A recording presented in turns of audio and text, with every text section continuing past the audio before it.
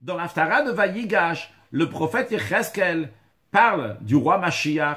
Il dit Ve'avdi David melech alem, que mon serviteur David, c'est-à-dire le Mashiach, va être roi sur le peuple juif.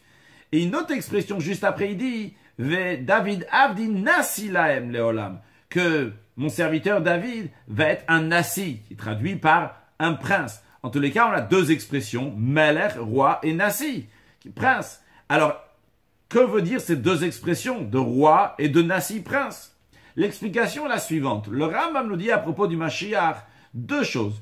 Une première chose, qu'il va être celui qui va renforcer le peuple juif pour étudier la Torah et les mitzvot, faire les guerres de Dieu, construire le temple, rassembler les exilés du peuple juif. Ça, c'est le rôle d'un roi. Mais il y a une deuxième qualité dans le Mashiach. Son enseignement, vu qu'il sera un très grand sage, encore plus que la sagesse du roi Salomon, il va enseigner la Torah au peuple juif. Et à son époque, tout le monde va être très intelligent et connaître des choses qui sont très profondes. Cette deuxième qualité n'est pas une qualité de roi, mais une qualité de nasi, qui en hébreu n'est pas seulement traduit par prince, mais aussi par le chef, comme le chef du Sanhedrin, du grand tribunal qui est appelé nasi.